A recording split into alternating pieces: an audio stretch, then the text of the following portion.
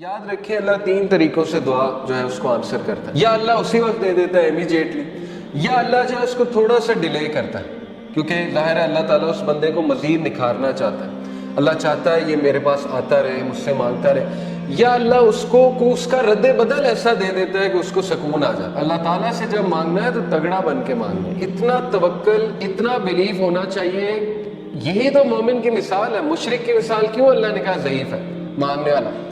کیونکہ اس کے ہارٹ میں ڈاؤٹس ہیں، اس کو مانگنا ہی نہیں آ رہا، اس کو پتہ ہی نہیں ہے میں نے مانگنا کیسے. لیکن بلیور کے ہارٹ پہ اللہ تعالیٰ نے یقین طاری کیا ہوا ہے کہ وہ مانگنے والا بھی بہت اسٹرانگ ہے، اور جس سے مانگا جا رہا ہے وہ تو پھر اللہ ہے. اللہ سے جب مانگتے ہیں تو پھر 100% ہوپ کے ساتھ مانگتے ہیں. یہ دعا کے آداب میں شامل ہے. اللہ کے نبی صلی اللہ علیہ وسلم نے فرمایا تمہاری دعا تب تک قبول ہوتی رہے گی جب تک تم یقین سے مانگو.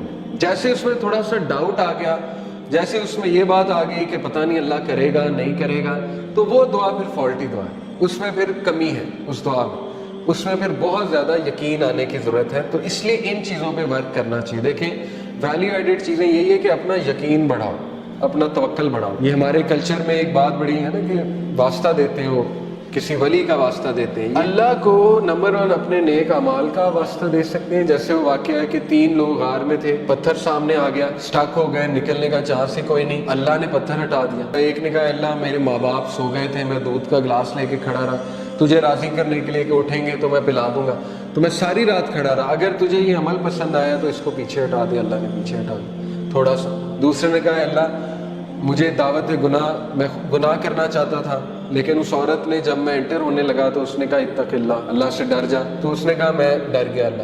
اب اللہ کو یہ عمل کتنا پسند آئے.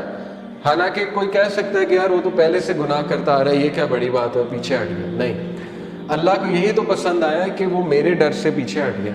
تو اللہ از آل اپریشیٹو، اللہ اپریشیٹ کرتا ہے. اللہ نے پتھر ہٹا دیا. تیسرے نے کہا اللہ میں نے جو ہے وہ کسی نے میرے پاس بکریاں رکھوائی تھی، بکریوں کے بچے ہو گئے تو اس سے میں نے کچھ پروفٹ کما لیا. جب وہ واپس آیا میں نے اسے بکریاں بھی دی اور وہ پروفٹ بھی دیا. یعنی اس لیول کی آنیسٹی. تو اللہ اگر تجھے یہ پسند آیا، تیرے لیے کیا تھا اور تجھے راضی کرنے کے لیے، تو پتھر مکمل ہٹ گیا.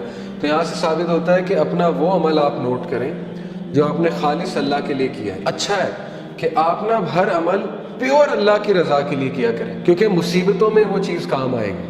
ٹھیک ہے نا، جب آپ پہ مشکل وقت آئیں گے تو آپ وہ کوٹ کر سکتے ہیں. اس میں کوئی پرائڈ نہیں ہے کوٹ کرنے میں، بلکہ یہ تو اچھی بات ہے کہ اب آپ اپنا ہر عمل میک شور کریں گے کہ وہ اللہ کی رضا کے لیے ہو، خالصتاً میں اللہ کو راضی کرنے کے لیے کروں. اور یہ کہ اللہ کے ایٹریبیوٹ سے اسے پکارا جا سکتا ہے، اللہ کو اس کے ناموں کا واسطہ دیا جا سکتا ہے. اے اللہ تو الجبار ہے، تو الفتاح ہے. الفتاح کون ہوتا ہے؟ راستے کھولنے والا. جب سارے راستے بند ہیں تو اللہ الفتاح ہے. تو یہ ہے اصل میں دعا کرنے کا طریقہ اور دعا کرنے کا